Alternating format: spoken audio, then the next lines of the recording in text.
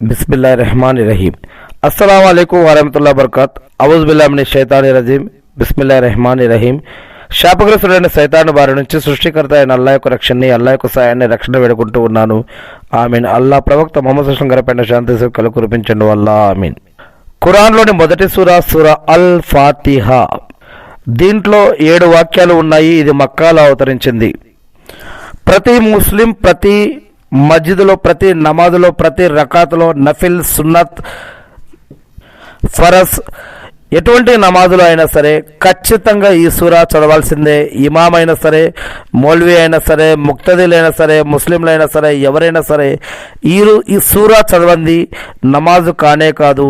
ఈ సూరా పేరు సూరా ఫాతిహా।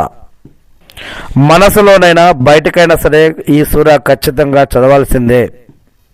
సూరా అంటే అధ్యాయం అని అర్థం। ఖురాన్లో మొట్టమొదట అవతరించినటువంటి వాక్యం ఇక్రా అయితే, తర్వాత వాక్యం కంబలి కప్పుకున్నవాడా లేవు, లేచి నీ ప్రజలను హెచ్చరించు, ఇది రెండవ వాక్యం అయితే, కానీ ఖురాన్లో మొదటి సూరా ఇది ఎందుకుందో తెలుసా మీకు? మరియు ఈ 7 వాక్యాలలో మొదటి వాక్యం, రెండవ వాక్యం, మూడవ వాక్యం ఏది ముందు ఉండాలి, ఏది తర్వాత ఉండాలి, దేని తర్వాత ఏ వాక్యం ఎందుకుంది, ఎందుకు ఉండాలి, దాని యొక్క ప్రాముఖ్యత ఏమిటో మనకు తెలుసా? ఈ యొక్క సూరా గురించి అల్లాహ్ సుబ్హానహు వ తఆలా ఖురాన్లో 15వ సూరా అల్ హిజ్ర్ 87-88 వాక్యాల్లో మీరు చూసినట్లయితే గనక, మేము నీకు 7 ఆయతులు ఇచ్చి ఉన్నాము, అవి పదే పదే పునరావృతం అవుతూ ఉంటాయి, మళ్ళీ మళ్ళీ వస్తూ ఉంటాయి, ఇంకా మహోన్నతమైన ఖురానును నీకు ప్రసాదించాము అని అల్లాహ్ చెప్తూ ఉన్నారు। మీరు ఈ 7 వాక్యాలని మీకు అర్థమయ్యే భాషలో చదివి తర్వాత ఖురాన్ని ఎక్కడైనా తెరిచి చదవండి, ఖచ్చితంగా ఈ 7 వాక్యాలకి ఎక్కడో ఒక దగ్గర ఖచ్చితంగా కనెక్ట్ అవుతూ ఉంటుంది। సబ్ ఉన్ మసాని, సబ్ అంటే 7, మసాని అంటే మళ్ళీ మళ్ళీ పునరావృతమయ్యేది। ఇంకా ఈ సూరాకి అనేక పేర్లు ఉన్నాయి। అవేమిటి?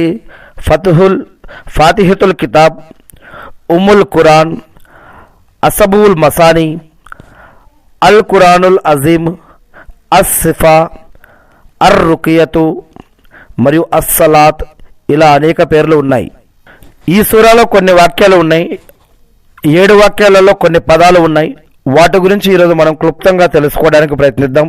ముందుగా బిస్మిల్లా అంటే ఏమిటి, కరుణామయుడు అంటే ఏమిటి, కృపాశీలుడు అంటే ఏమిటి, అల్హమ్దు అంటే ఏమిటి, అల్హమ్దు అంటే ఏమిటి, లిల్లాహి అంటే ఏమిటి, రబ్ అని ఎవరిని అంటారు, ఆలమీన్ అంటే ఏమిటి, అర్ రెహమాన్ రహీం అంటే ఏమిటి, మాలిక్ యౌమిద్దీన్ అంటే ఏమిటి, ఇయ్యాక నఅబుదు వ ఇయ్యాక నస్తయీన్ అంటే ఏమిటి, ఇహ్దినస్ సిరాతల్ ముస్తఖీమ్ అంటే ఏమిటి, సిరాతల్ లజీన అన్అమ్త అలైహిం గైరుల్ మగ్దూబి అలైహిం వలద్దాలీన్ ఆమీన్ అని అంటే ఏమిటి? ఇలాంటి కొన్ని విషయాలు తెలుసుకునే ముందుగా నేను ఉన్నది ఉన్నట్లుగా చదివి వినిపించడానికి ప్రయత్నిస్తూ ఉన్నాను। అవుజు బిల్లాహి మినష్ షైతానిర్ రజీమ్। బిస్మిల్లాహిర్రహమానిర్రహీం। మొదటి వాక్యం, అపార కరుణామయుడు పరమ కృపాశీలుడైన అల్లాహ్ పేరుతో ప్రారంభిస్తూ ఉన్నాను। బిస్మిల్లాహిర్రహమానిర్రహీం, అల్హమ్దులిల్లాహి రబ్బిల్ ఆలమీన్, అర్ రెహమానిర్రహీం, మాలిక్ యౌమిద్దీన్, ఇయ్యాక నఅబుదు వ ఇయ్యాక నస్తయీన్, ఇహ్దినస్ సిరాతల్ ముస్తఖీమ్, సిరాతల్ లజీన అన్అమ్త అలైహిం గైరిల్ మగ్దూబి అలైహిం వలద్దాలీన్ ఆమీన్। దీని యొక్క అర్థం ఏమిటి అంటే, బిస్మిల్లాహిర్రహమానిర్రహీం, అపార కరుణామయుడు పరమ కృపాశీలుడైన అల్లాహ్ పేరుతో ప్రారంభం। రెండవ వాక్యం,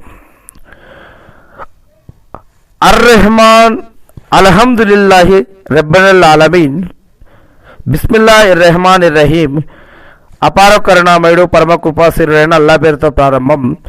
అల్హమ్దులిల్లాహి రబ్బిల్ ఆలమీన్, ప్రశంసలు, అల్హమ్దులిల్లాహి రబ్బిల్ ఆలమీన్, ప్రశంసలు, పొగడ్తలు అన్నీ కూడా అల్లాహ్కు మాత్రమే శోభిస్తాయి, ఆయనే సమస్త లోకాలకు పోషకుడు। అర్ రెహమానిర్ రహీం, అపార కరుణామయుడు, పరమ కృపాశీలుడు. 4వ వాక్యం, మాలికి యౌమిద్దీన్, ప్రతిఫల దినానికి అంటే ప్రళయ దినానికి యజమాని. 5వ వాక్యం, ఇయ్యాక నఅబుదు వ ఇయ్యాక నస్తయీన్, మేము నిన్నే ఆరాధిస్తున్నాము, సహాయం కోసం నిన్ను మాత్రమే అర్థిస్తూ ఉన్నాము. ఇహ్దిన సిరాతల్ ముస్తకీం, మాకు రుజుమార్గం అంటే సన్మార్గం చూపించు. సిరాతల్ లజీన అన్అమ్త అలైహిం గైరిల్ మగ్దూబి అలైహిం వలద్వాలీన్. ఆమీన్. నీవు అనుగ్రహించిన వారి మార్గం, నీ ఆగ్రహానికి గురి కాని వారి, అపమార్గానికి లోను కాని వారి మార్గం చూపు. ఆమీన్. ఇప్పుడు దీని యొక్క అర్థం, ఇప్పుడు మనం చదువుకున్న ఈ యొక్క మొదటి సూరాలో కొన్ని పదాలు ఉన్నాయి. బిస్మిల్లా, ఇర్రెహమాన్, నిర్రహీం, అల్హమ్దు, లిల్లాహి, రబ్బుల్ ఆలమీన్, అర్రెహమాన్, నిర్రహీం, మాలిక్ యౌమిద్దీన్, ఇయ్యాక నఅబుదు వ ఇయ్యాక నస్తయీన్, ఈదినస్ సిరాతల్ ముస్తకీం, సిరాతల్ లజీన అన్అమ్తు అలైహిం గైరిల్ మగ్దూబి అలైహిం వలద్వాలీన్. ఈ యొక్క పదాలు ఆమీన్. బిస్మిల్లా ఇర్రెహమాన్ ఇర్రహీం అనేది ఇస్లాం ధర్మంలో అత్యంత ముఖ్యమైన వాక్యం. ప్రతి ముస్లిం ఏదైనా పనిని ప్రారంభించే ముందు దీనిని పఠిస్తారు. దీని యొక్క అర్థం అత్యంత దయామయుడు, అమిత కృపాశీలుడైన అల్లా పేరుతో ప్రారంభిస్తున్నాను అని. దీనికి సంబంధించిన ఇంకొన్ని విషయాలు కూడా ఉన్నాయి. బిస్మిల్లా, అల్లా పేరుతో ప్రారంభం అని దీని యొక్క అర్థం. అర్రెహమాన్, అత్యంత దయామయుడు, సృష్టి రాసులన్నిటికీ ఆహారం వసతి కల్పించేవాడు. అర్రహీం, అమిత కృపాశీలుడు, ముఖ్యంగా ప్రళయ దినమున తన భక్తుల పట్ల ప్రత్యేక కరుణ చూపేవాడు. దీనికి సంబంధించి ఏ పనైనా సరే దేవుని పేరుతో ప్రారంభించడం వల్ల ఆ పనిలో శుభం, బరకత్ కలుగుతుంది అని నమ్ముతారు. అందుకే ఏదైనా పని ప్రారంభించే ముందు బిస్మిల్లా లేదా బిస్మిల్లా ఇర్రెహమాన్ ఇర్రహీం అని ప్రారంభిస్తారు. ఖురాన్ ప్రారంభించే ముందు కూడా శాపగ్రస్తుడైన సైతాన్ బారి నుంచి సృష్టికర్త అయిన అల్లా యొక్క రక్షణ పేరు తీసుకొని ప్రార్థన చేసి ప్రారంభించమని ఖురాన్లో చెప్పడం జరిగింది, సైతాన్ నుంచి రక్షణ కోరమని. అదేవిధంగా ఖురాన్ ప్రారంభించే ముందు కూడా పవిత్ర ఖురాన్ గ్రంథంలో 114 అధ్యాయాలు లేదా సూరాలు ఉన్నాయి. ఒక్క సూరా తౌబా అనే ఈ యొక్క సూరా తప్ప మిగతా ప్రతి అధ్యాయం ప్రారంభించే ముందు కూడా బిస్మిల్లా ఇర్రెహమాన్ ఇర్రహీం అనేది తప్పకుండా చదువుతారు.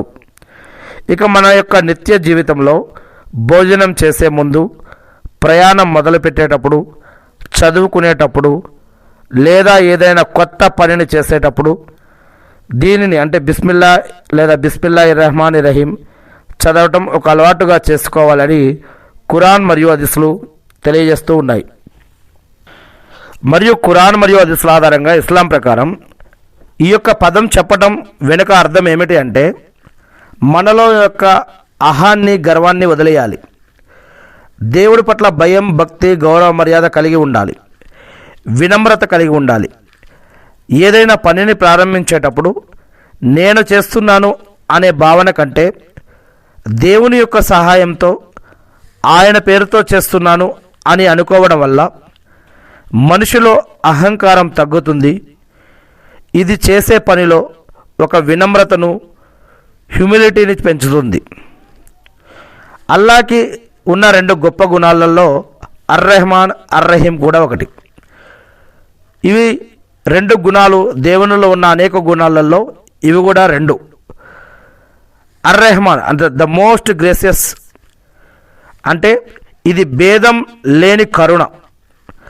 గాలి, నీరు, ఆహారం వంటివి ఈ యొక్క దేవుణ్ణి నమ్మని వారికి, నమ్మిన వారికి అందరికీ సమానంగా ఇచ్చే గుణం అర్-రెహమాన్ అనే గుణం.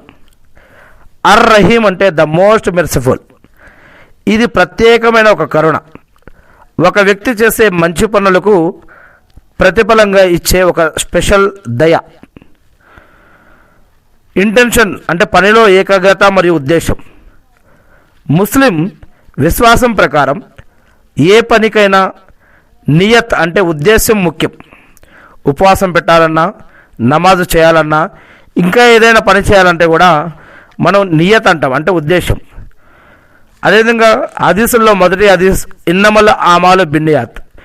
మీరు ఏదైనా పని చేస్తుంటే మీ యొక్క నియత్ లేదా మీ యొక్క ఉద్దేశం లేదా మీ యొక్క ఆలోచన పైనే దాని యొక్క జడ్జిమెంట్ లేదా రిజల్ట్ అనేది ఆ యొక్క నియత పైన ఆధారపడి ఉంటుంది అని. బిస్మిల్లా చదవడం ద్వారా నేను చేసే ఈ పని ధర్మబద్ధమైనది మరియు ఇది దేవునికి ఇష్టమైనది అని మనం గుర్తు చేసుకున్నట్లు అవుతుంది. దీనివల్ల తప్పుడు పనులు చేయకుండా మనస్సాక్షి అడ్డుకుంటుంది మరియు ఆధ్యాత్మిక రక్షణ కోసం కూడా. ముస్లింలు బిస్మిల్లా అని చదవడం వల్ల చేసే పనిలో సైతాన్ చెడు శక్తుల ప్రభావం ఉండదని, ఆ పనికి దేవుని యొక్క రక్షణ లభిస్తుంది అని నమ్ముతారు. అందుకే ఇంటి నుండి బయటకు వెళ్తున్నప్పుడు లేదా తలుపులు వేసేటప్పుడు కూడా బిస్మిల్లా అని పఠిస్తూ ఉంటారు. ఇక సంపూర్ణ శరణాగతి ఈ యొక్క పదంలో ఉంది. సంపూర్ణ శరణాగతి అంటే జీవితంలో ప్రతి చిన్న విషయం, తినటం, పడుకోవటం ఇలాంటివైనా సరే వీటి ద్వారా కూడా దైవ స్మరణతో ముడిపడి ఉండాలని ఇస్లాం బోధిస్తూ ఉంది. బిస్మిల్లా చదవడం ద్వారా ఒక విశ్వాసి తన జీవితాన్ని, పనులను పూర్తిగా సృష్టికర్తకు అంకితం చేస్తాడు. ఒక చిన్న ఆసక్తికరమైన విషయం ఏమిటి అంటే ఖురాన్ గ్రంథం మొత్తం ఈ వాక్యంతోనే మొదలవుతుంది. అంటే జ్ఞానాన్ని పొందే ముందు దయ మరియు కరుణ అనే గుణాలను గుర్తు చేసుకోవాలని దీని యొక్క అర్థం. ఇకపోతే అల్హమ్దులిల్లాహి రబ్బుల్ ఆలమీన్, ఇది సూరే ఫాతిహాలోని 2వ వాక్యం. ఇది అరబిక్ భాషలోని పవిత్రమైనటువంటి వాక్యం. దీని అర్థం సకల స్తోత్రములు సర్వలోకాల ప్రభు అయిన సృష్టికర్త అయిన అల్లాకే దక్కుతాయి అని. దీనిని ముస్లింలు తమ యొక్క దైనందిన జీవితంలో పదే పదే ఉపయోగిస్తారు. ఈ వాక్యంలోని ముఖ్య భాగాలు ఏమిటి అంటే అల్హమ్దు లిల్లాహి రబ్బిల్ ఆలమీన్. అల్హమ్దు అంటే స్తోత్రము, స్తుతి లేదా ప్రశంస అని అర్థం. లిల్లాహి అంటే అల్లాకే, భగవంతుడికే అని అర్థం. రబ్బిల్ అంటే రక్షకుడు, పోషకుడు లేదా యజమాని అని అర్థం. ఆలమీన్ అంటే సకల లోకాలు, మనుషులు, జంతువులు, గ్రహాలు, సమస్త సృష్టి ఇవన్నీ. అల్హమ్దులిల్లాహి రబ్బిల్ ఆలమీన్, దీని యొక్క ప్రాముఖ్యత కృతజ్ఞతాభావం.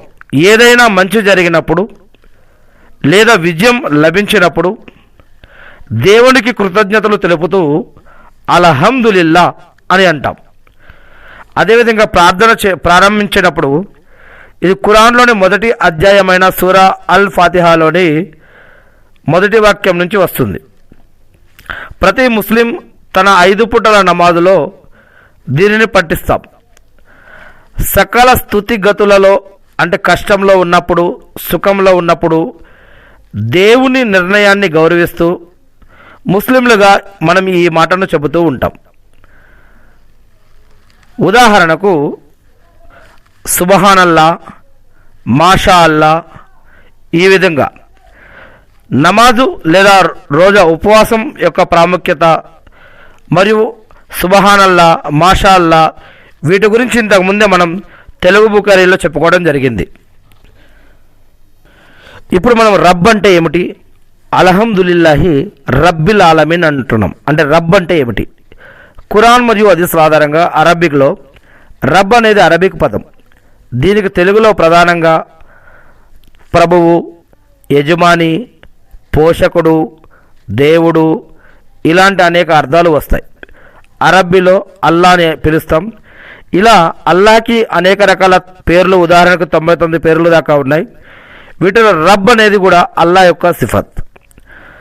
తెలుగులో ప్రభువు, యజమాని లేదా పోషకుడు అని ఇలాంటి అనేక అర్థాలు వస్తాయి. ముఖ్యంగా ఇస్లాం ధర్మంలో ఈ యొక్క పదాన్ని దేవుడిని అంటే అల్లాను ఉద్దేశించి ఉపయోగిస్తారు. దీని వెనుక ఉన్న లోతైన అర్థాలు కనుక మనం చూసినట్లయితే సృష్టికర్త, పోషకుడు, పాలకుడు, సంరక్షకుడు ఇలాంటి అనేక అర్థాలు వస్తాయి రబ్ అనేదానికి. సృష్టికర్త అంటే సమస్త విశ్వాన్ని సృష్టించినవాడు అని, పోషకుడు అంటే ప్రాణులన్నిటికీ అవసరమైన ఆహారాన్ని, వసతిని కల్పించి పెంచి పోషించేవాడు. పాలకుడు అంటే లోకంలోని నియమ నిబంధనలను రూపొందించి చట్టం, న్యాయం, ధర్మం, జీవన పద్ధతులు, ఆరాధన పద్ధతులు ఇలాంటి అనేకం ఆయన ప్రవక్తలను, గ్రంథాలను అనేకమిచ్చి లోకంలోని నియమ నిబంధనలను రూపొందించి పరిపాలించే సర్వాధికారి పాలకుడు అంటే. ఇక సంరక్షకుడు అంటే ఆపదల్లో ఉన్నప్పుడు ఆదుకుంటూ సరైన మార్గంలో నడిపించే మార్గదర్శి అని. రబ్ అంటే సృష్టికర్త, పోషకుడు, పాలకుడు, సంరక్షకుడు. సాధారణంగా ముస్లింలు ప్రార్థన చేసేటప్పుడు యా రబ్, ఓ నా ప్రభువా అని సంబోధిస్తూ ఉంటారు. ఇది కేవలం దేవుడు అనే అర్థమే కాకుండా మనల్ని కనిపెట్టుకుని చూసుకునే ఒక ఆత్మీయ యజమాని అనే భావనను కూడా ఇది ఇస్తుంది. మరి ఖురాన్ గ్రంథంలో రబ్ అనే పదం అత్యంత ముఖ్యమైనది. ఇది అల్లా యొక్క లక్షణాలను వివరించేటప్పుడు కేవలం దేవుడు అనే పదం కంటే చాలా లోతైన అర్థాన్ని ఇస్తుంది. దీని ప్రాముఖ్యతను వివరించడానికి కొన్ని విషయాలు మనం కనుక చూసినట్లయితే ఖురాన్ ప్రారంభమే రబ్తో అవుతుంది. ఖురాన్లోని మొదటి సూరా అధ్యాయమైన సూరా ఫాతిహా మొదటి వాక్యాలలో ఇలా ఉంటుంది: అల్హమ్దులిల్లాహి రబ్బిల్ ఆలమీన్. అంటే అర్థం సమస్త స్తోత్రాలు, ప్రశంసలు సకల లోకాల ప్రభు అయిన రబ్ అల్లాకే దక్కుతాయి. ఇక్కడ దేవుడు కేవలం విశ్వాసులకి మాత్రమే కాదు, ఆలమీన్ అంటే సమస్త జీవరాశులకి, సమస్త లోకాలకు కూడా ప్రభువు అని స్పష్టం చేయబడింది. రబ్ అంటే కేవలం యజమాని మాత్రమే కాదు. అరబిక్ భాషా శాస్త్రం ప్రకారం, లాంగ్వేజ్ శాస్త్రం ప్రకారం రబ్ అనే పదంలో 3 అంశాలు ఇమిడి ఉన్నాయి: తర్బియత్, ఖాలిక్, మాలిక్. తర్బియా క్రియేటర్, ఓనర్. తర్బియత్ అంటే ఒక విత్తనం మొలకెత్తి మహావృక్షం అయ్యే వరకు దానికి కావాల్సిన ఆ విత్తనం మరియు చెట్టు, దానికి కావాల్సిన నీరు, గాలి, ఎండ, వెలుతురు, చీకటి ఎలాగైతే సమకూర్చుతాయో ఆ యొక్క భూమి, వాతావరణం ఇవన్నీ కూడా ఎలాగైతే సమకూర్చుతాయో అలాగే ఒక ప్రాణి పుట్టినప్పుడు నుండి చనిపోయే వరకు దశల వారీగా పెంచేవాడు అని. ఉదాహరణకి ఖురాన్లో అనేక చోట్ల చెప్పబడింది. ఏమని? ఒక నీటి చుక్క ద్వారా స్త్రీ పురుషులను కలిపి, ఒక నీటి చుక్క ద్వారా ఒక దశను ఏర్పరిచి, ముందుగా మట్టితో మానవుణ్ణి సృష్టించిన ఆ దేవుడు, తర్వాత ఆ మానవుని నుంచి స్త్రీ పురుషులను వేరుపరిచిన దేవుడు, తర్వాత ఆ యొక్క స్త్రీ పురుషుల కలయిక ద్వారా వచ్చిన నీటి బిందువు ద్వారా మరి ఒక స్త్రీ గర్భంలో ఒక నీటి బిందువుని ఒక క్రమ పద్ధతి ప్రకారం నీటి బిందువు, మాంసపు ముద్ద, దాంట్లో ప్రాణం, కళ్ళు, అవయవాలు, చేతులు, ఇలాంటి ప్రాణం, ఆడామొగ అనే తేడాలు, వారి యొక్క మరి తగ్దీరు, దాని తర్వాత వాటికి ఒక మాంసము, రూపము, ప్రాణము ఇచ్చి ఒక దశల వారీగా తీసుకువచ్చి వారిని యొక్క భూమిపైకి తల్లి గర్భంలో నుంచి తెచ్చి మరి వారికి ఒక జీవిత లక్ష్యాన్ని ఇచ్చి వారిని పసితనం నుంచి యవ్వనానికి, యవ్వనం నుంచి మరి మధ్యస్థ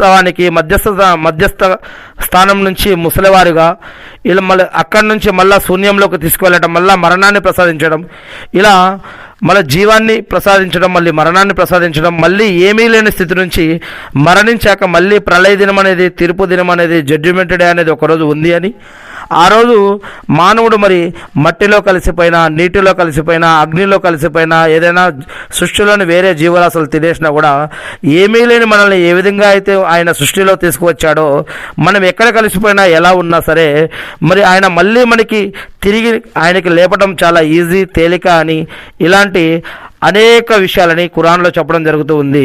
మరి అలా ఒక ప్రాణిని పుట్టినప్పటి నుండి చనిపోయే వరకు అనేక దశల వారీగా పెంచేవాడు, పోషించేవాడు, ఇచ్చేవాడు, మరి ఆ యొక్క తర్బియత్ చూసుకునేవాడు ఆ దేవుడు అని మరి దేవుడు ఖురాన్లో చెప్తున్నాడు. మేము పోషించలేమేమో అనే భయంతో మీరు సంతాన హత్యని చేయకండి అని చెప్తూ ఉన్నాడు. చాలామంది అబార్షన్లు కానీ, పిల్లలు వద్దని చెప్పడం కానీ, లేదా ఆడపిల్లలు పుట్టారని అనేక రకాల ఘోరాలు, అగత్యాలకు ఒడగట్టడం కానీ ఒకప్పుడు జరిగేవి. మరి అటువంటిప్పుడు ఖురాన్లో ఈ యొక్క వాక్యం అవతరించిందనమాట. మీరు ఆడపిల్లల్ని చంపొద్దు, అలాగే పిల్లలు వద్దని చెప్పేసి మీరు అబార్షన్లు చేయటం కానీ, వారిని చంపేయటం కానీ, హత్య చేయటం కానీ, హతమార్చడం కానీ, నేరాలు, ఘోరాలు, క్రైమ్స్ కానీ ఇటువంటివి చేయకండి అని చెప్పడం జరుగుతుంది. మరి దేవుడు ఇలా ఒక ధైర్యాన్ని ఇస్తూ దేవుడు ఏం చెప్తున్నాడంటే ఇక్కడ మీరు ఈ యొక్క ఒక విషయాన్ని గమనించండి. ఆకాశంలో ఎగిరే పక్షులు, నీళ్ళల్లో ఉండే చేపలు, జంతువులు, క్రిమికీటకాలు, రాళ్ళ లోపల, రాళ్ళ కింద, నీటిలో, నీటి బయట, నీటి లోపల, ఆకాశంలో ఎగిరే పక్షులు, అడవుల్లో, మంచులో, అగ్నిలో, ఇంకా అనేక రకాల ఎడారిలో, అనేక రకాల ప్రాంతాలలో మరి అనేక రకాల జీవరాశులు పెరుగుతూ ఉంటాయి, పుడుతూ ఉంటాయి, జీవిస్తూ ఉంటాయి. మరి అవి రేపటి కోసం ఏమీ దాచుకోకపోయినా సరే ప్రతి దానికి కూడా ప్రాణం ఉన్న వాటికి, ప్రాణం లేని వాటిని ప్రతిదాన్ని చేసింది మేమే, పోషించేది మేమే, వాటికి ఆహారాన్ని ప్రసాదించేది మేమే.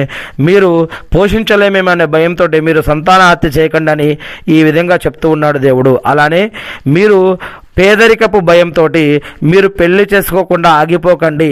మీరు ఖచ్చితంగా పెళ్లి చేసుకోండి. పెళ్లి చేసుకోవటం ఇస్లాంలో సగభాగంగా ఇక్కడ చెప్పడం జరుగుతూ ఉంది. పెళ్ళి అనేది కూడా ఒక ఆరాధన. నమాజ్, ఉపవాసం, సదకా ఖైరాత్, జకాత్, అజుమ్రా, దాన ధర్మాలు ఇవన్నీ ఆరాధనలో ఎలాగైతే భాగాలో దేవుని యొక్క ఆజ్ఞ ప్రకారం ఆయన చెప్పినట్లుగా పెండ్లి చేసుకోవటం ఇది కూడా ఆరాధనలో భాగంగా చెప్పడం జరుగుతుంది. పేదరికపు భయంతో మీరు పెండ్లి చేసుకోకుండా ఆగకండి. మీరు పెండ్లి చేసుకోండి. నా మీద నమ్మకంతో మీరు పెండ్లి కనుక చేసుకుంటే మీకు ఉపాధిని ప్రసాదించే బాధ్యత కూడా మాది అని ఖురాన్లో అల్లాహ్ సుబ్హానహు వ తఆలా తెలియజేస్తూ ఉన్నాడు. ఇలా దేవునికి తర్బియత్, ఒక విత్తనం మొలకెత్తి మహావృక్షం అయ్యే వరకు దానికి కావాల్సిన నీరు, గాలి, ఎండ, వాన, వెలుతురు, అదేవిధంగా భూమి, దాంట్లో బలము, అనేక రకాల వాతావరణాలను ఏర్పరచడం ఎలానో అలాగే ఒక ప్రాణి పుట్టినప్పటి నుండి చనిపోయే వరకు దశల వారీగా పెంచేవాడు, పోషించేవాడు, ప్రాణాన్ని ఇచ్చేవాడు, మరణాన్ని ఇచ్చేవాడు, మళ్ళా తిరిగి లేపేవాడు అల్హమ్దులిల్లా ఆ యొక్క రబ్ అని చెప్పడం జరుగుతుంది. ఇక ఖాలిక్ అంటే శూన్యం నుండి సృష్టించేవాడు, అంటే క్రియేటర్. ఏమీ లేని దాని నుంచి ఒకదాన్ని సృష్టించేవాడు, ఏమీ లేని దాని నుంచి. ఇప్పుడు మనం ఏదైనా తయారు చేస్తే ఆల్రెడీ చెట్టు, రాయి, లేకుంటే కొండలు, ఖనిజాలు, లవణాలు ఏవైనా ఉంటే వాటిని దేవుడు మనకిచ్చిన జ్ఞానంతో అనేక రకాల మెటీరియల్స్ మనం తయారు చేస్తూ ఉన్నాం. కానీ దేవుడు ఏమీ లేని దాని నుంచే ఆయన శూన్యం నుంచి మరి దేనినైనా సృష్టించగలడు. అటువంటి ఖాలిక్, క్రియేటర్, ఆ సృష్టికర్త అని, రబ్ అని, అదేవిధంగా ఓనర్ అంటే ఈ సృష్టించిన దానిపై పూర్తి అధికారం కలవాడు, మాలిక్ యౌమిద్దీన్ అని అంటాం. అంటే మాలిక్ ప్రళయ దినానికి, తీర్పు దినానికి, జడ్జిమెంట్ డేకి సృష్టించిన సృష్టిలోని ప్రతి దానికి కూడా మాలిక్ అంటే ఓనర్, ఆ యొక్క సృష్టికర్త అని, మరి ఆయన్ని కూడా రబ్ అని అంటారు అని ఇక్కడ ఖురాన్ మరియు హదీసులో చెప్పడం జరుగుతూ ఉంది. ఇక ప్రార్థనలలో అంటే దువా ప్రాముఖ్యతలో కూడా ఖురాన్లో ప్రవక్తలు చేసిన ప్రార్థనలని మనం గమనించినట్లయితే దాదాపు రబ్బనా ఆతినా ఫిద్దునియా అంటూ ఈ విధంగా ఉంటుంది. రబ్బనా ఆతినా ఫిద్దునియా హసనతున్ అని అంటే ఓ మా ప్రభు అని, లేదా రబ్బీ అంటే ఓ నా ప్రభువా అని మొదలవుతుంది. ఉదాహరణకి రబ్బనా ఆతినా ఫిద్దునియా హసనతున్ అంటే ఓ మా ప్రభువా మాకు ఇహలోకంలోనూ పరలోకంలోనూ మేలు చేకూర్చు అని. భక్తుడికి దేవుడికి మధ్య ఉన్న అత్యంత సన్నిహిత సంబంధాన్ని ఈ యొక్క రబ్ అనే పదం సూచిస్తూ ఉంది. మరియు ఖురాన్ ప్రకారం రబ్ అంటే కేవలం ఆహారం ఇచ్చేవాడు మాత్రమే కాదు, మనిషికి ఏది మంచో ఏది చెడో చెప్పే మార్గదర్శి కూడా ఆ యొక్క రబ్. ఆత్మకు కావలసిన ఆధ్యాత్మిక ఆహారాన్ని, జ్ఞానాన్ని ఇచ్చేవాడు కూడా ఆయనే. క్లుప్తంగా చెప్పాలి అంటే రబ్ అంటే మనల్ని పుట్టించి ప్రతి క్షణం మన అవసరాలను తీరుస్తూ మనల్ని సరైన మార్గంలో నడిపించే ఒకే ఒక్క మరి ఆ సృష్టికర్త, పరమాత్మ, మరి కరుణామయుడు, ప్రభువు, దేవుడు, ఇలాంటి అనేక అర్థాలతో కూడిన అరబ్బీ పదంలో అల్లా అనే పదం వస్తుంది. ఈ యొక్క రబ్ అనే దానికి అర్థం అన్నమాట. ఇలాంటివి అనేక విషయాలు ఖురాన్ మరియు హదీస్లో కూడా చెప్పడం జరిగింది. మరి అల్హమ్దులిల్లాహి రబ్బుల్ ఆలమీన్, అల్హమ్దులిల్లాహి రబ్బుల్ ఆలమీన్ అంటే ఈ యొక్క రబ్బుకి, ఆ యొక్క దేవుడు సృష్టికర్త అనే ఈ యొక్క రబ్బుకి మాత్రమే మన యొక్క ప్రశంసలు కానీ, పొగడ్తలు కానీ అన్నీ కేవలం ఆయనకు మాత్రమే శోభిస్తాయి. అటువంటి సృష్టికర్తకి, అటువంటి ఆ యొక్క సృష్టించి ఆ సృష్టికి పోషించే ఈ యొక్క పోషకుడికి ఏదైతే ఉన్నాడో ఆయనకి మాత్రమే ఈ యొక్క ప్రశంసలు, పొగడ్తలు అన్నీ కూడా శోభిస్తాయని చెప్పడం జరుగుతుంది. మొదటి వాక్యం అపార కరుణామయుడు పరమ కృపాశీలుడైన అల్లా పేరుతో అంటే బిస్మిల్లాహిర్ రహమానిర్ రహీం అని. రెండవ వాక్యం ప్రశంసలు, పొగడ్తలు అన్నీ కూడా అల్లాకు మాత్రమే, ఆ యొక్క రబ్బుకు మాత్రమే, ఈ యొక్క సమస్త లోకాలకు పోషకుడైన ఆయనకు మాత్రమే ప్రశంసలు, పొగడ్తలు శోభిస్తాయి అని చెప్పడం జరిగింది. మూడవ వాక్యం మళ్ళీ ఆయనని అపార కరుణామయుడు, పరమ కృపాశీలుడు అని ఆయన యొక్క సిఫతులు, ఆయన యొక్క గుణాలు ఏమైతే ఉన్నాయో వాటిని మళ్ళీ మూడవ వాక్యంలో తెలియజేయడం జరుగుతూ ఉంది. మొదటి వాక్యంలో ఆయన గురించి తెలియజేస్తూ, రెండవ వాక్యంలో ఆయన గురించి తెలియజేస్తూ, మూడవ వాక్యంలో ఆయన గురించి స్తుతిస్తూ తెలియజేస్తూ, ఇక నాలుగవ వాక్యంలో ప్రతిఫల దినానికి అంటే ప్రళయ దినానికి యజమాని అని కూడా నాలుగవ వాక్యంలో చెప్పడం జరుగుతుంది. అంటే మూడవ వాక్యం అర్-రెహమానిర్ రహీం, అర్-రెహమాన్ అర్-రహీం అనేది అరబిక్ పదం. ఇది ఇస్లాం మత గ్రంథమైన ఖురాన్లో ప్రతి అధ్యాయం ప్రారంభంలో వస్తూ ఉంటుంది బిస్మిల్లాహిర్ రహమానిర్ రహీం అని.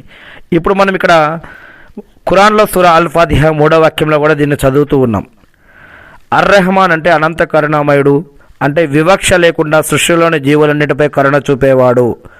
అర్-రహీం అపార కృపాశీలుడు, ప్రత్యేకించి తనను నమ్మేవారిపై మరియు విధేయులపై నిరంతరం కృపను కురిపించేవాడు.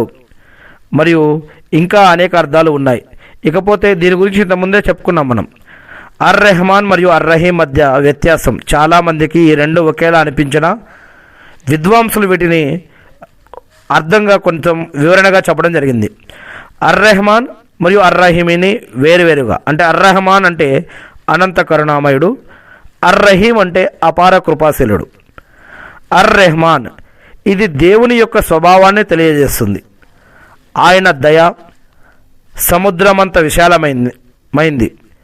ఈ లోకంలో మంచివారు, చెడ్డవారు, నమ్మేవారు, నమ్మనివారు అనే తేడా లేకుండా అందరికీ, దేవుణ్ణి నమ్మినా నమ్మకపోయినా సరే అందరికీ కూడా గాలి, నీరు, ఆహారము, వారికి ప్రాణాన్ని ఇవ్వటం మరియు మరణాన్ని ప్రసాదించడం, వారిని పెంచి పోషించడం, ఇలాంటి వనరులను అన్నీ కూడా అందించడం ఆయన యొక్క కరుణకు నిదర్శనం.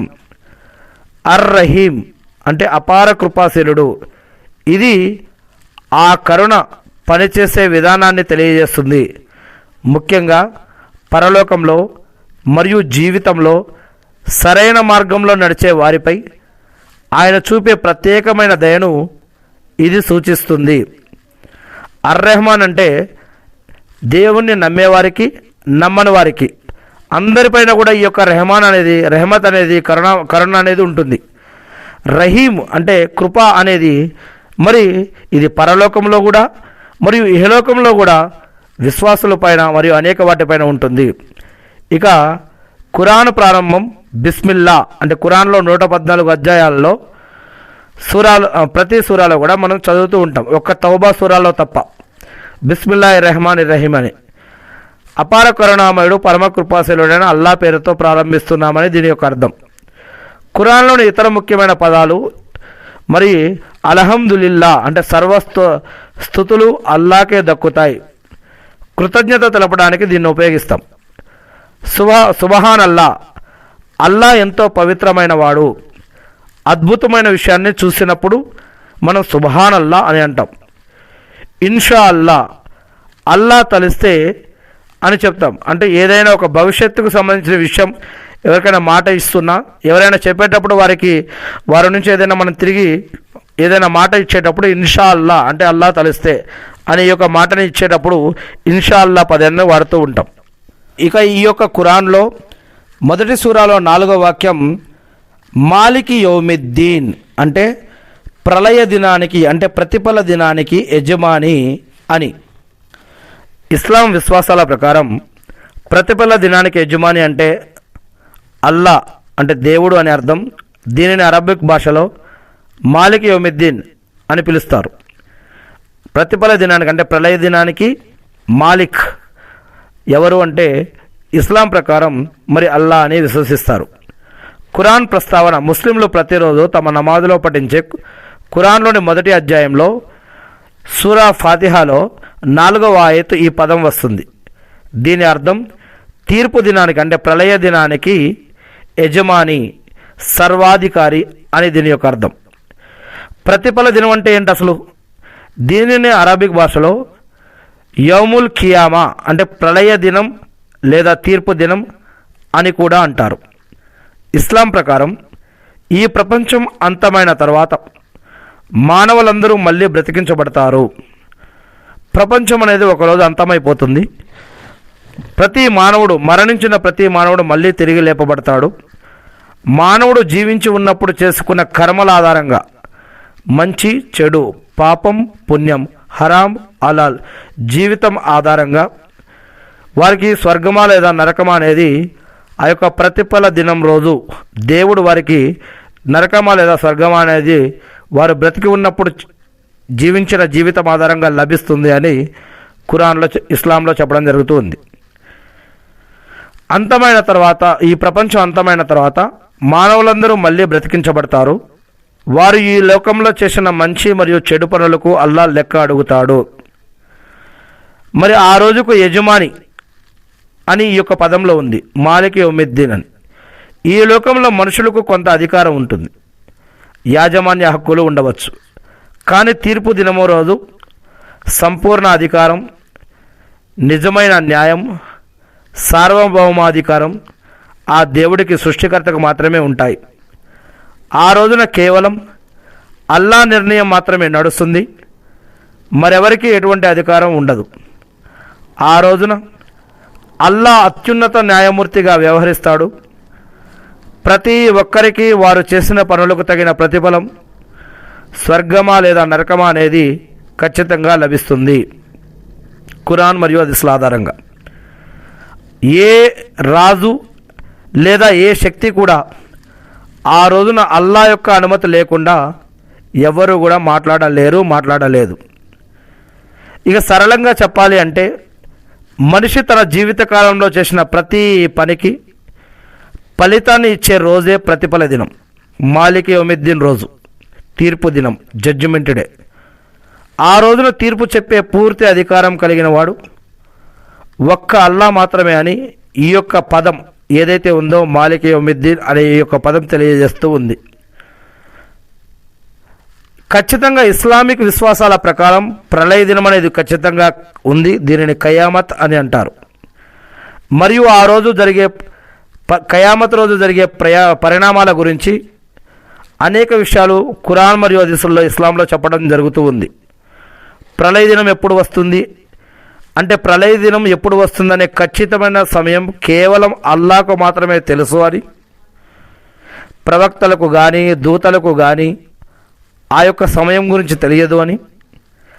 అయితే అది రావటానికి ముందు కొన్ని సూచనలు కనిపిస్తాయి అంటూ ఇస్లాంలో కొన్ని విషయాలు చెప్పడం జరిగింది. ఇక తీర్పు ప్రక్రియ గురించి కూడా పునరుజ్జీవనం, మషర్ మైదానం, కర్మల పుస్తకం, మీజాన్ త్రాసు, సిరాత్ వంతెన, షఫాత్ సిఫారసు, ఇలాంటి అనేక విషయాలు ఈ యొక్క కయామత్కు సంబంధించినటువంటి కొన్ని విషయాలు ఇస్లాంలో ఉన్నాయి. పునరుజ్జీవనం అంటే సూర్యుడు పశ్చిమాన ఉదయించిన తర్వాత ఒక భారీ శంఖం ఇస్రాఫీల్ దైవదూత ఊదినప్పుడు అప్పుడు లోకమంతా అంతమైపోతుంది. రెండోసారి శంఖం ఊదినప్పుడు మొదటి మనిషి అయినటువంటి ఆదాం ప్రవక్త అలైహిస్సలాం నుండి చివరి మనిషి వరకు అందరూ తిరిగి బ్రతికించబడతారు అని, ఇక అందరూ ఒక విశాలమైన మైదానంలో సమావేశం అవుతారు అని, అక్కడ సూర్యుడు చాలా దగ్గరగా ఉంటాడు అని, మనుషులు తమ యొక్క పాపాలను బట్టి చెమటలో మునిగిపోతూ ఉంటారు అని, ఇలాంటి అనేక విషయాలు ఖురాన్ మరియు హదీసుల్లో ఇస్లాంలో చెప్పడం జరిగింది.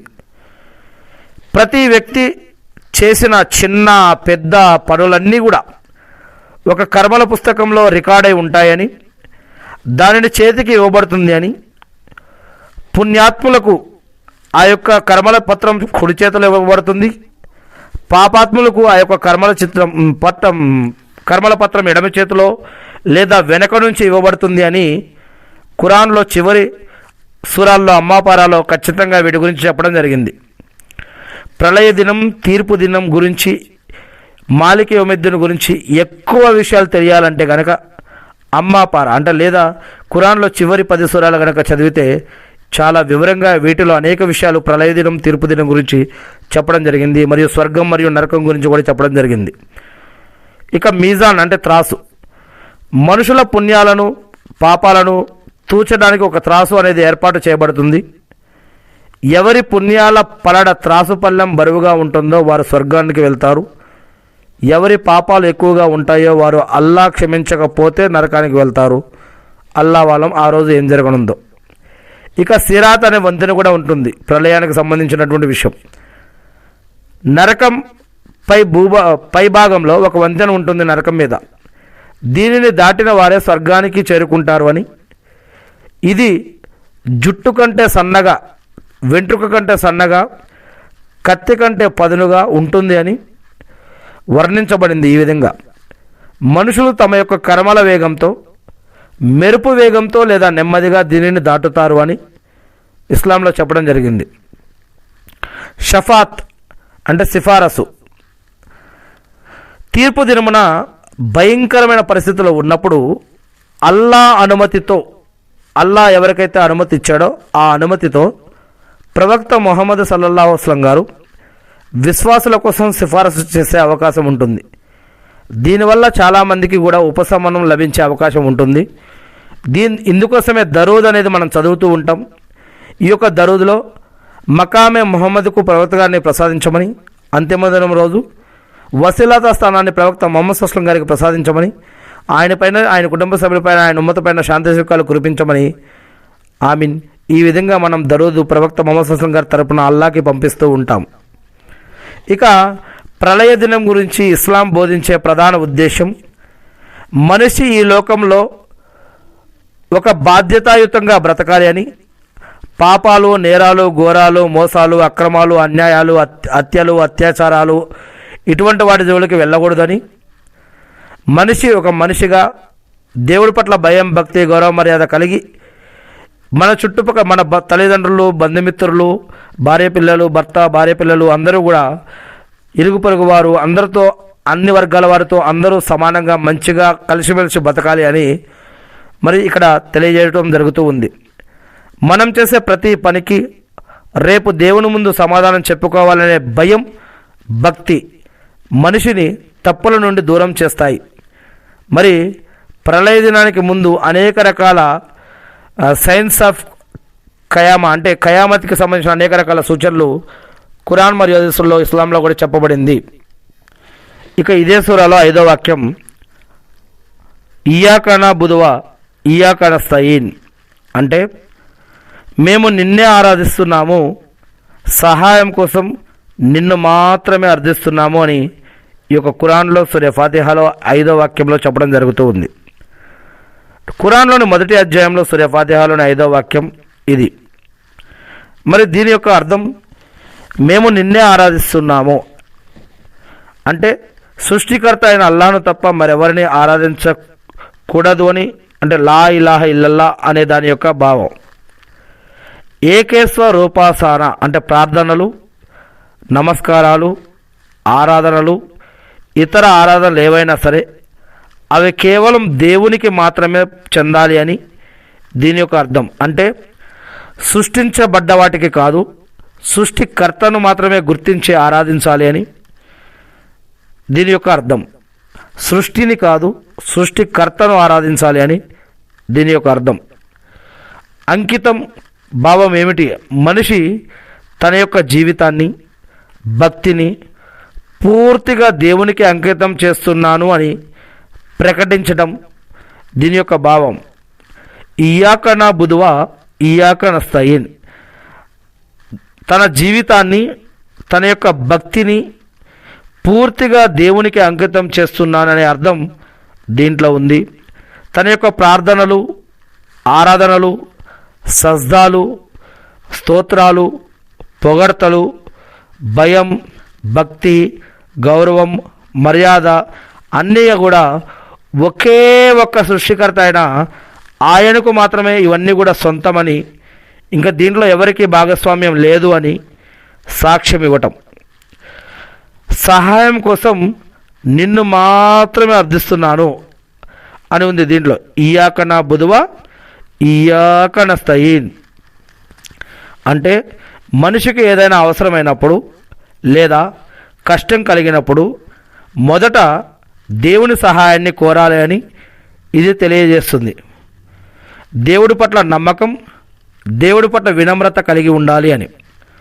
లోకంలో శక్తులన్నీ దేవుని ఆధీనంలోనే ఉన్నాయి అని, ఆయన అనుమతి లేకుండా ఏదీ జరగదు అని విశ్వాసం ఉంచటం. వినమ్రతతోటి నా శక్తితో నేను ఏమీ చేయలేను అని, నీ సహాయం ఉంటేనే నేను ఏదైనా సాధించగలను అని అనే వినమ్రతను కూడా ఇది సూచిస్తూ ఉంది ఈ యొక్క వాక్యం. ఈ వాక్యం యొక్క ఇంకో విశిష్టత ఏమిటంటే ఒడంబడిక మరియు ప్రతిరోజు పఠనం. ఇది మనిషికి మరియు దేవునికి మధ్య జరిగే ఒక పవిత్రమైన ఒప్పందం లాంటిది. ముస్లింలు ప్రతిరోజు తమ 5 పూటల నమాజుల్లో, నమస్కారాలలో, ప్రార్థనల్లో, ఆరాధనల్లో ఈ యొక్క వాక్యాన్ని అనేక సార్లు మళ్ళీ మళ్ళీ మళ్ళీ మళ్ళీ పునరావృతం చేస్తూ ఉంటారు. ఇది వారిలోని ఆధ్యాత్మిక బలాన్ని పెంచుతుంది. ఇయ్యాక నఅబుదు వ ఇయ్యాక నస్తయీన్ మేము నిన్నే ఆరాధిస్తున్నాము, సహాయం కోసం నిన్ను మాత్రమే అర్థిస్తున్నాము అని. సారాంశం ఏమిటి అంటే ఈ వాక్యం పూర్తిగా దేవునిపై ఆధారపడటాన్ని మరియు నిజమైన భక్తిని నేర్పుతూ ఉంది. ఖురాన్లో మానవ జీవితానికి మార్గదర్శకత్వంగా నిలిచే మరికొన్ని ముఖ్యమైన మరియు అర్థవంతమైన ఆయతులు కూడా చెప్పబడ్డాయి.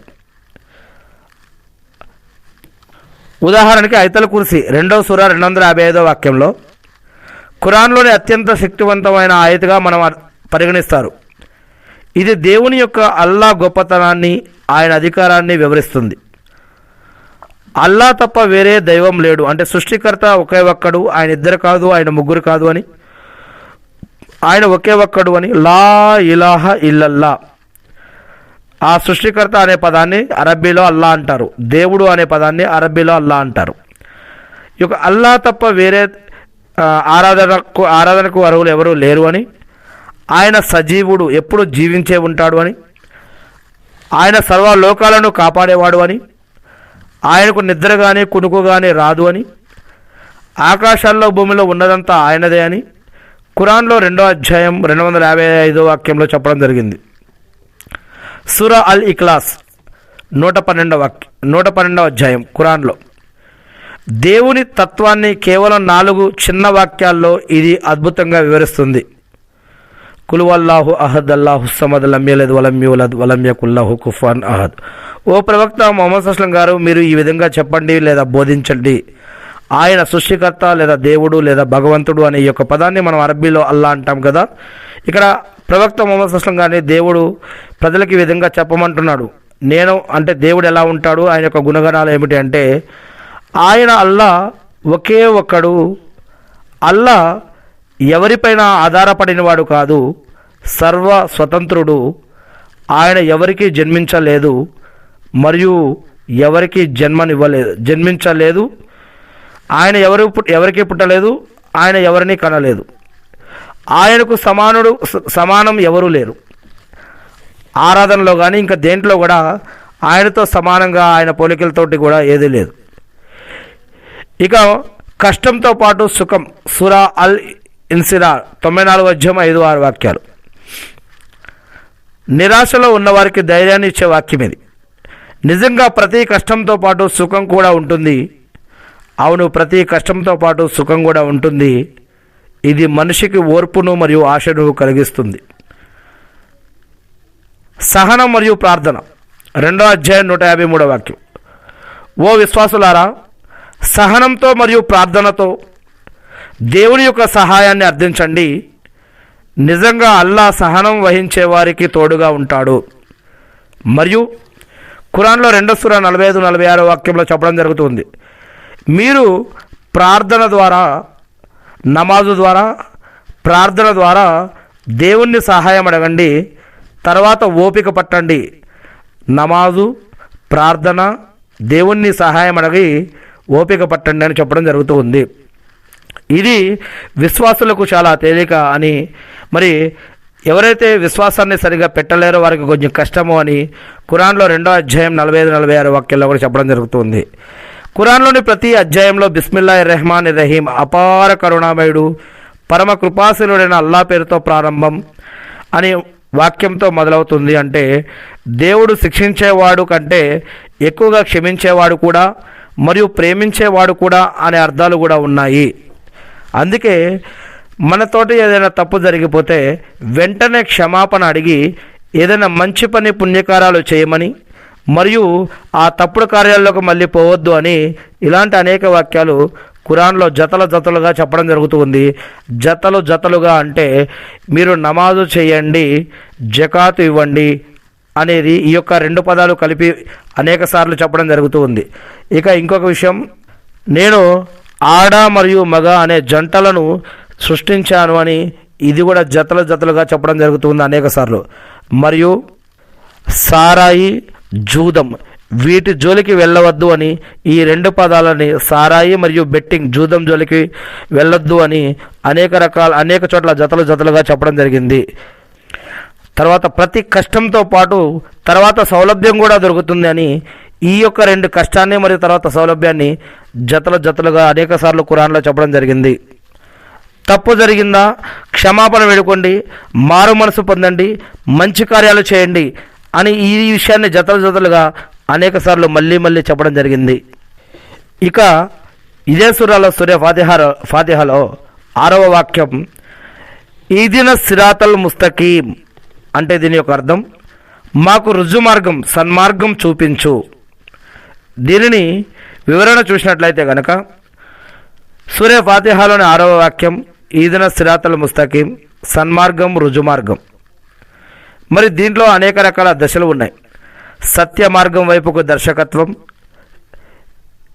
ధర్మంలో స్థిరత్వం, మానవుడిగా స్థిరత్వం, అనుసరించదగ్గ మార్గం, ఆచరణాత్మకమైనటువంటి మార్గం, ఇవన్నీ కూడా ప్రసాదించమని దేవుణ్ణి ప్రార్థిస్తూ ఉన్నాం. ఈ యొక్క వాక్యంలో సత్య మార్గం వైపుకి మార్గదర్శకత్వం.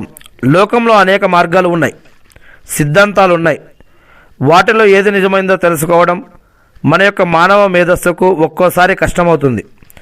అందుకే ఓ దేవా, మాకు ఏది సత్యమో, ఏది నీకు ఇష్టమైనదో ఆ సన్మార్గాన్ని మాకు చూపించు అని అడగటం దీనిలో ఒక అర్థం. ఇయ్యాక నా బుధువ ఇయ్యాక నస్తయీన్, మాకు రుజు మార్గాన్ని, సరైన మార్గాన్ని ప్రసాదించు.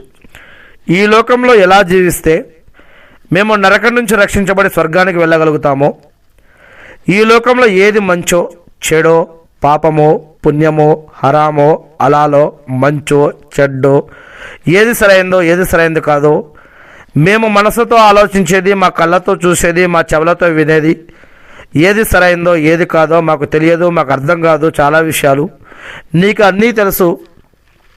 మరి మాకు నీవు సరైన మార్గాన్ని ప్రసాదించు, రుజు మార్గాన్ని ప్రసాదించు, సన్మార్గాన్ని ప్రసాదించు అని ఆ దేవుణ్ణి ప్రార్థించటం.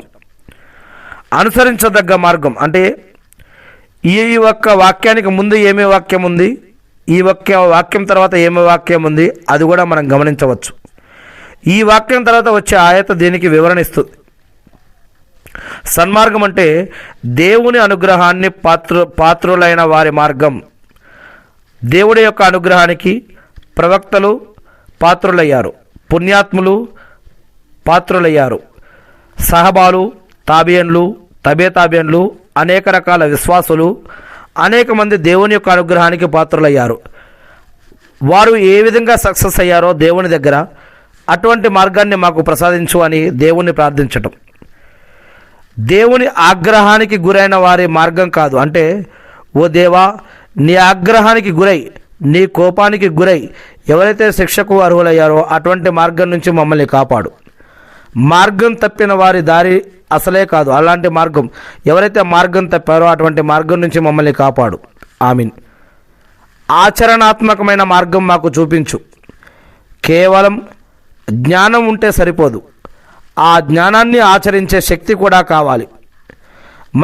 మనలో చాలామందికి అల్లా అంటే ఎవరో ఖురాన్ మరియు హదీసులు, ఇస్లాం ఆధారంగా మనకు తెలుసు. అల్లా అంటే తెలుసు, నమాజులు అంటే తెలుసు, ఇస్లాం అంటే తెలుసు, ఖురాన్ అంటే తెలుసు, ప్రవక్త ముహమ్మద్ సల్లం గారి సున్నతులు తెలుసు. కానీ ఆ సున్నతుల ప్రకారం జీవించడం కోసం మనలో చాలామంది అనేక రకాల ఇబ్బందులు పడుతూ ఉంటాం. మనకి మస్జిదులు కావాలి, కానీ ఆ మస్జిదుల్లో నమాజులు కేవలం జుమ్మాకో లేదా పండుగలకో చేస్తాం. మన ఇంటి దగ్గరలో మస్జిదులు ఉన్నా కూడా మరి ఈరోజు ఎన్ని మస్జిదులకి వెళ్ళి నమాజ్ చదువుతూ ఉన్నాం జమాత్ తోటి.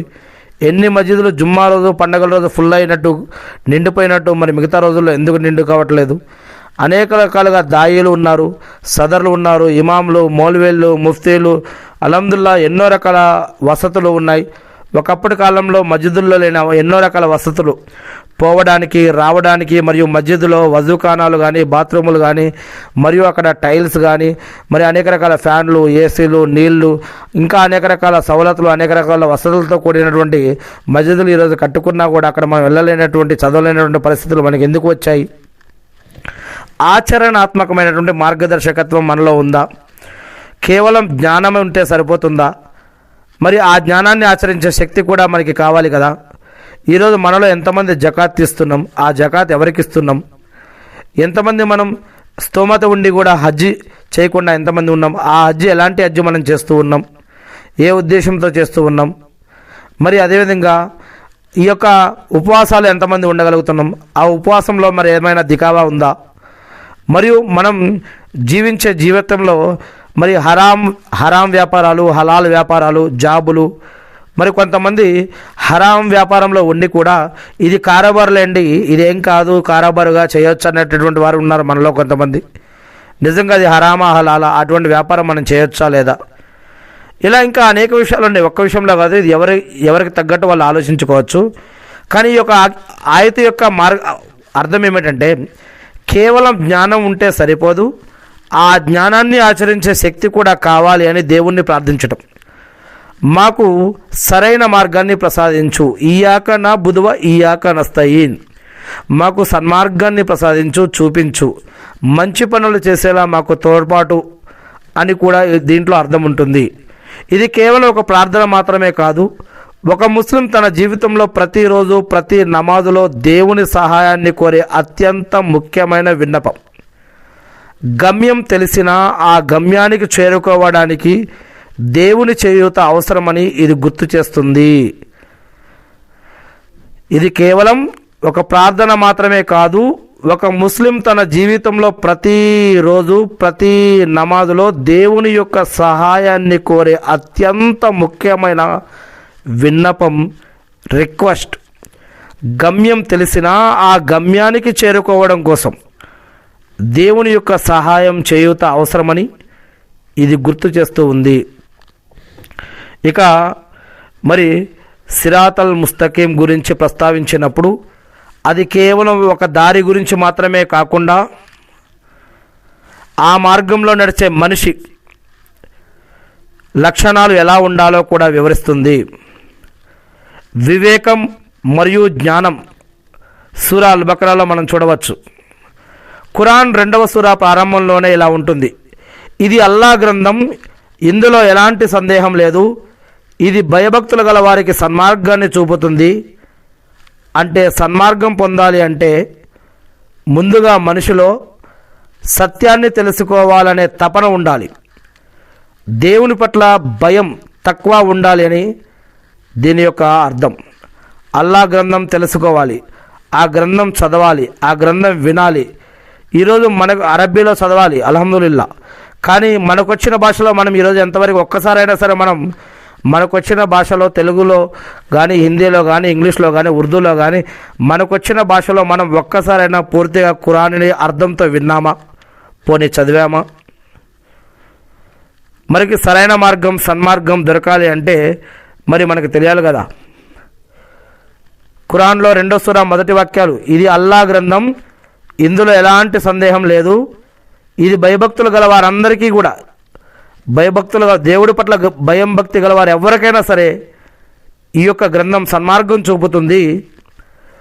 సన్మార్గం పొందాలి అంటే ముందుగా మనిషిలో నిజం సత్యమేంటో తెలుసుకోవాలనే తపన ఉండాలి, దేవుని పట్ల భయం ఉండాలి, దేవుని పట్ల తక్కువ ఉండాలి అని దీని యొక్క అర్థం. ఇక 2వది సమతుల్యత కలిగి ఉండాలి. సన్మార్గం అంటే అతివాదం కాకుండా జీవితంలో సమతుల్యతను పాటించడం. ఖురాన్ ముస్లింలను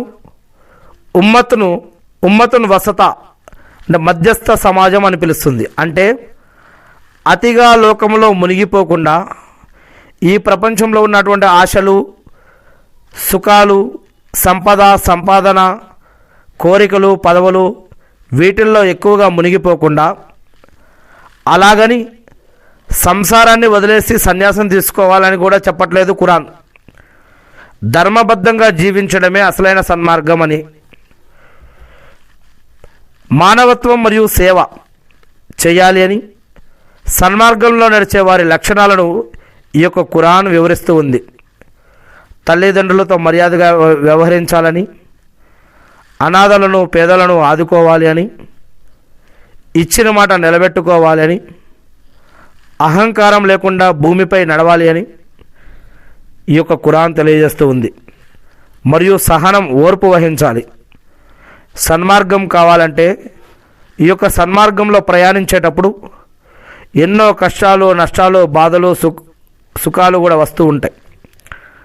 మరి ఆత్మహత్యలు చేయకూడదు, షిరుకుకి ఒడిగట్టకూడదు, వడ్డీలు జోలికి పోకూడదు, అక్రమ సంపాదన అరామ్ సంపాదన జోలికి పోకూడదు.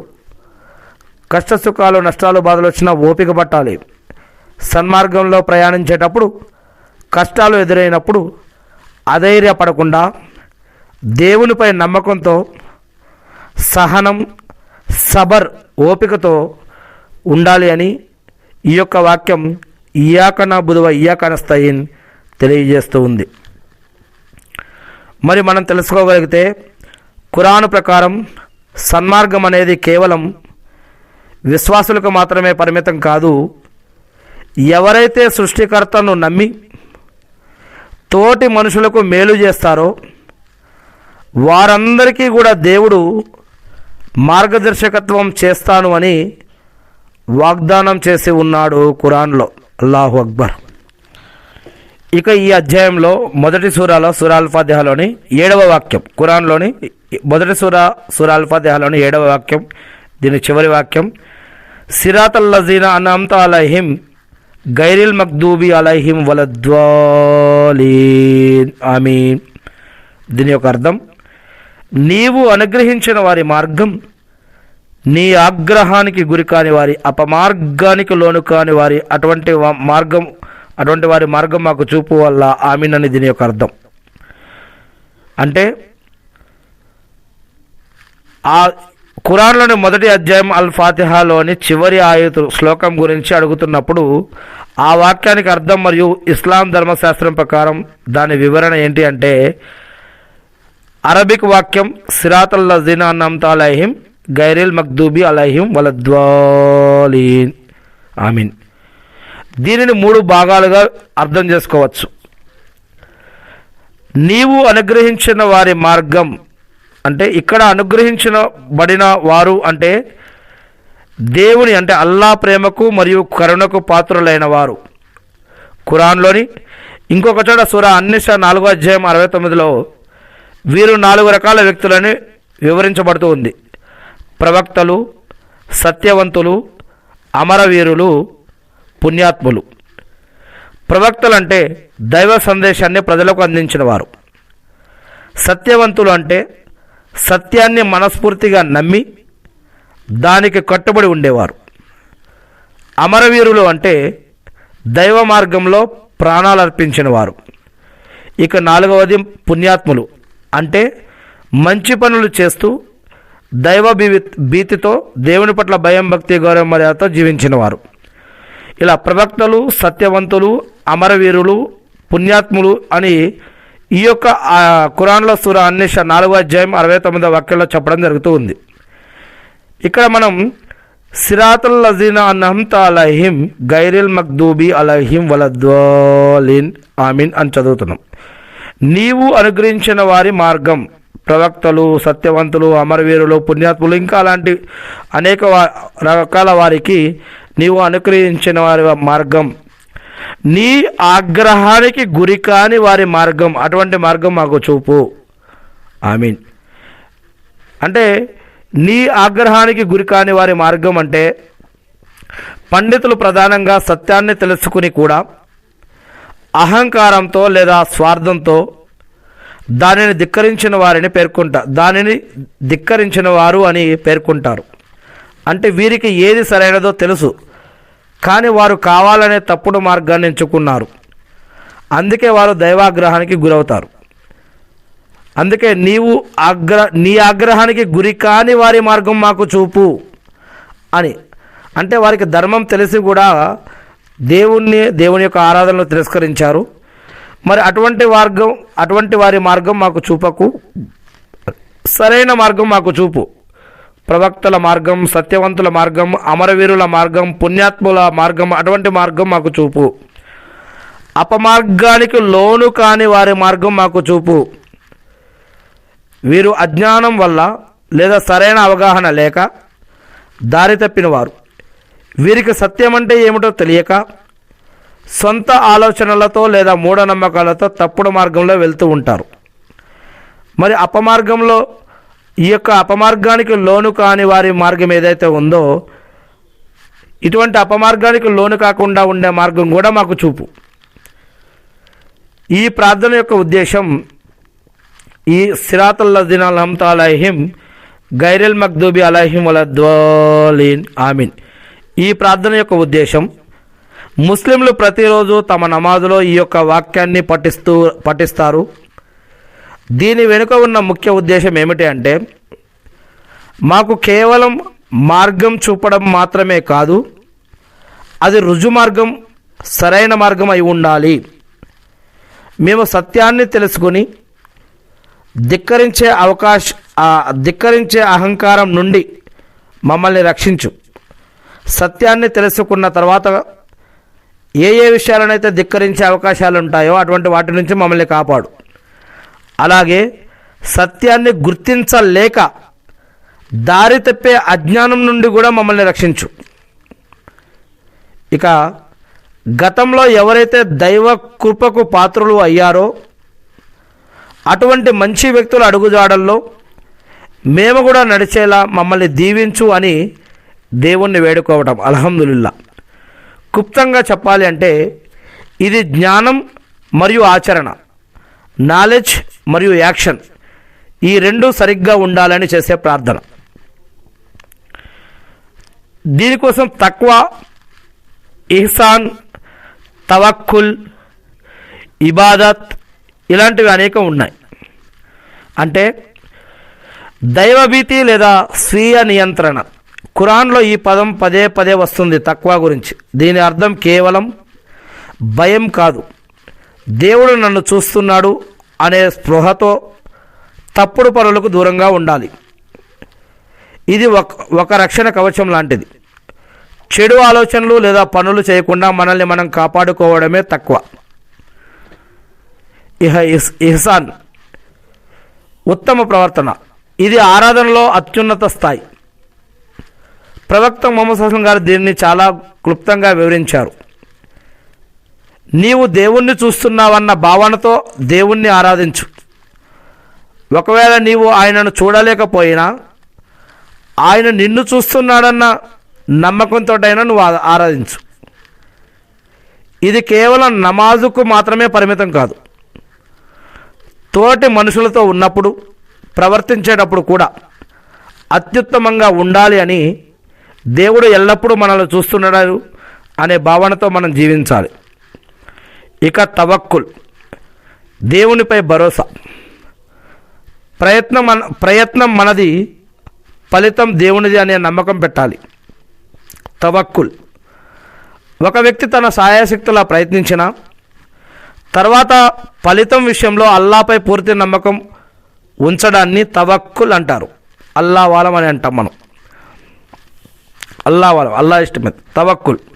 ఇది మనిషికి మానసిక ప్రశాంతతను ఇస్తుంది. ఇక 4వ విషయం హక్కుల్ ఇబాద్, తోటి వారి పట్ల బాధ్యతలు. ఇస్లాంలో ఆరాధనలు 2 రకాలు, హక్కుల్లా, హక్కుల్ ఇబాద్. హక్కుల్లా అంటే దేవుని పట్ల ఉండే బాధ్యతలు, హక్కుల్లా అంటే నమాజ్, ఉపవాసం ఇలాంటి అనేక విషయాలు ఉన్నాయి. ఇక హక్కుల్ ఇబాద్ అంటే తోటి మనుషులు, తల్లిదండ్రులు, పొరుగువారు మరియు జంతువుల పట్ల ఉండే బాధ్యతలు. ఈ యొక్క బాధ్యతల్లో కూడా మనం ఇవి కూడా ఆరాధనలో భాగాలే అని గుర్తుపెట్టుకోవాలి. వారు ముస్లింలైనా సరే, ముస్లింలు కాకపోయినా సరే అందరితో మానవతా దృక్పథంతో మంచిగా మెలగాలి. అందుకోసమే దేవుడు ఒక మానవుడు ఇంకొక మానవు పట్ల ఎటువంటి హక్కులు కలిగి ఉండాలో అనేక రకాల జీవన పద్ధతులు మనకి ఇచ్చి ఉన్నాడు. విశేషం ఏమిటి అంటే ఒక వ్యక్తి చేసిన తప్పును దేవుడు క్షమించవచ్చు, కానీ ఒక మనిషికి చేసిన అన్యాయాన్ని మాత్రం ఆ బాధితుడు క్షమిస్తే తప్ప దేవుడు క్షమించడు అని ఇస్లాం తెలియజేస్తూ ఉంది.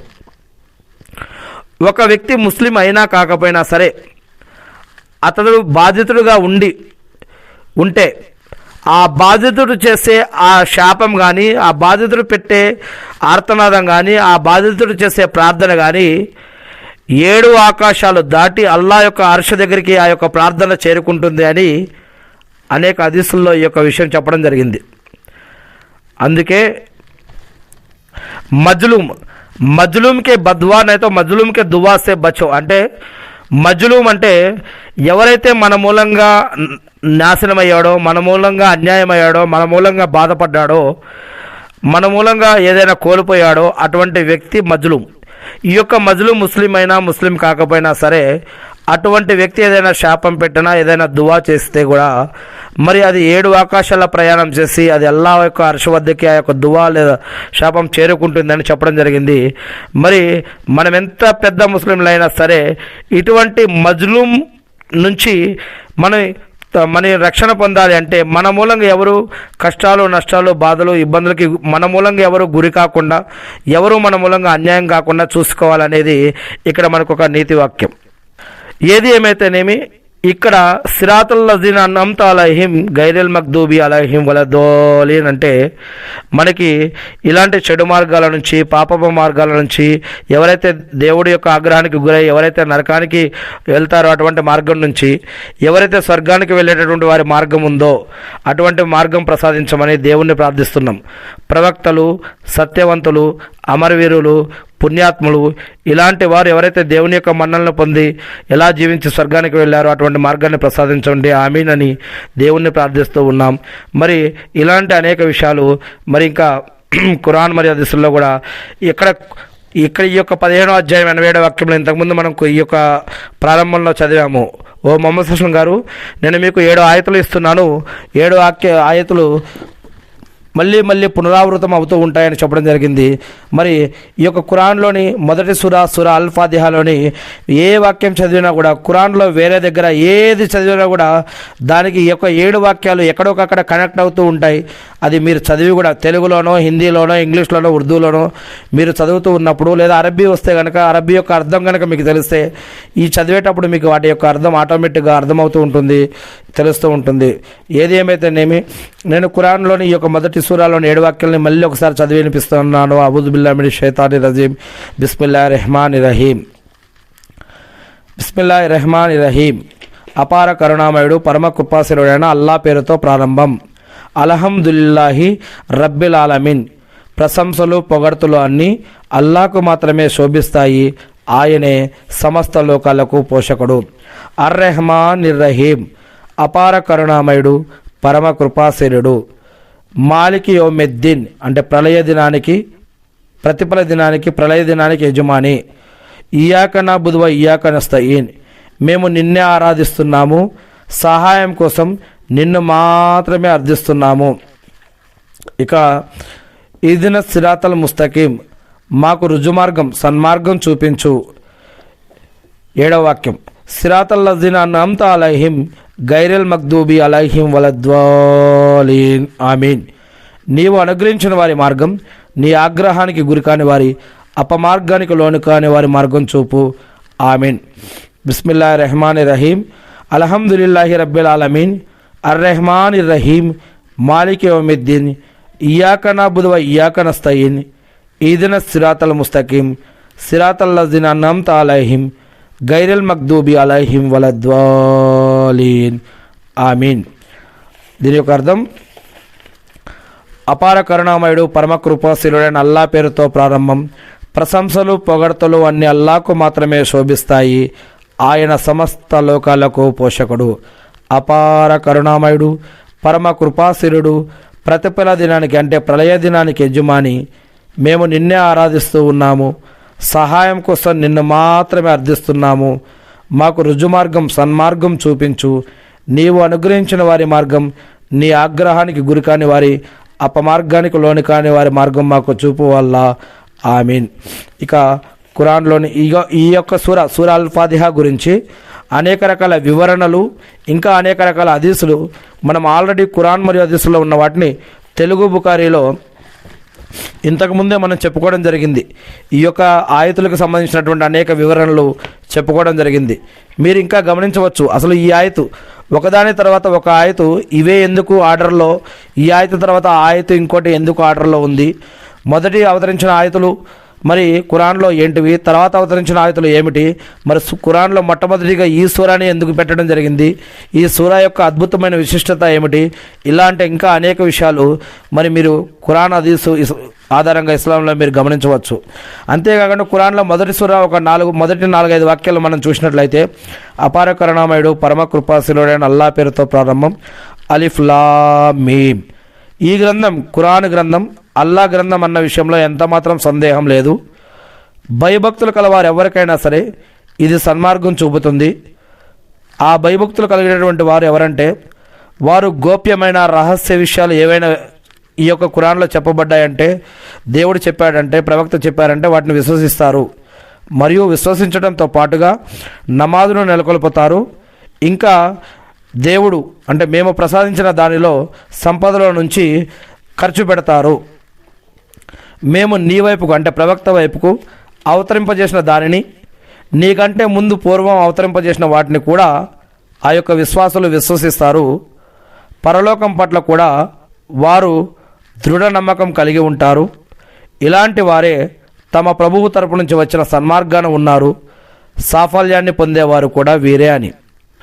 ఇక ఇదే సూరాలో రెండవ సూరాలోని సూరా అల్-బకరాలోని 252 నుంచి 256 వరకు ఇవి అల్లా యొక్క వాక్యాలు, ఈ ఖురాన్ వాక్యాలు. మేము వీటిని సత్యబద్ధంగా నీకు వినిపిస్తున్నాము. ఓ ముహమ్మద్ సల్లల్లాహు నిస్సందేహంగా ఎటువంటి సందేహం లేకుండా నువ్వు దైవ సందేశహారులలోని వాడవు, ప్రవక్తవి. వీరు దైవ ప్రవక్తలు. వీరిలో కొందరికి మరికొందరిపై మేము ప్రాధాన్యతను వసిగా వీరిలో కొందరితో అల్లా సంభాషించాడు, కొందరి యొక్క తరగతులను ఉన్నతం చేశాడు. ఇంకా మేము మరియమ్మ కుమారుడైనటువంటి ఈసా అలైహిస్సలాంకు స్పష్టమైన సూచనలు ప్రసాదించాం. పరిశుద్ధాత్మ ద్వారా అతనికి తోడ్పాటును అందించాం. ఒకవేళ అల్లాయే గనుక తలిస్తే వీరి తర్వాత స్పష్టమైన నిదర్శనాలు చూసిన ప్రజలు పరస్పరం తగులాడుకునేవారే కాదు, కానీ వారు విభేదాల్లో పడిపోయారు. వారిలో కొందరు విశ్వసించగా మరికొందరు అవిశ్వాసులుగా ఉండిపోయారు. అల్లా గనుక కోరితే వీరు పరస్పరం కలహించుకునేవారు కాదు, కానీ అల్లా మాత్రం తాను తలచిందే చేస్తాడు.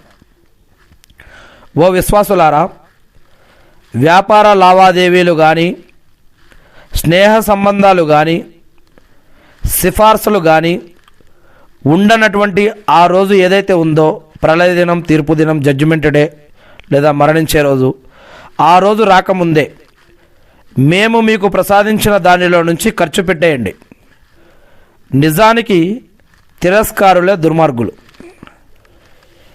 అల్లా మాత్రమే నిజానికి ఆరాధ్య దైవం. ఆయన తప్ప మరో ఆరాధ్యుడు లేనేలేడు. ఆయన సజీవుడు, అన్నిటికీ మూలాధారం. ఆయనకు కునుకు కానీ నిద్ర కానీ పట్టదు.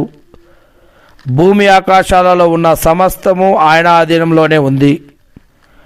ఆయన అనుమతి లేకుండా ఆయన సమక్షంలో సిఫారసు చేయగలవాడెవడు? వారికి ముందు ఉన్న దానిని వెనుక ఉన్న దానిని కూడా ఆయన ఎరుగు.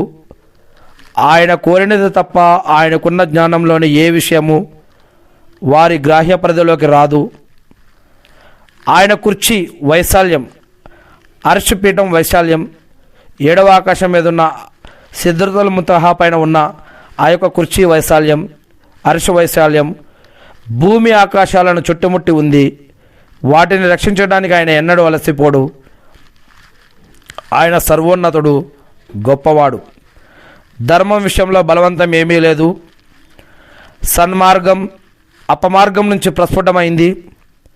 కనుక ఎవరైతే అల్లా తప్ప వేరేతర ఆరాధ్యులను, తాగూతును, షిర్కును తిరస్కరించి అల్లాను మాత్రమే విశ్వసిస్తారో వారు దృఢమైన కడియాన్ని పట్టుకున్నారు. అది ఎన్నటికీ తెగదు. అల్లా సర్వం వినేవాడు, సర్వం తెలిసినవాడు. సూరే బక్రాలోని చివరి 3 వాక్యాలు 284, 285, 286 వాక్యాలు. ఆకాశాలలో భూమిలో ఉన్న ప్రతి వస్తువు అల్లాదే.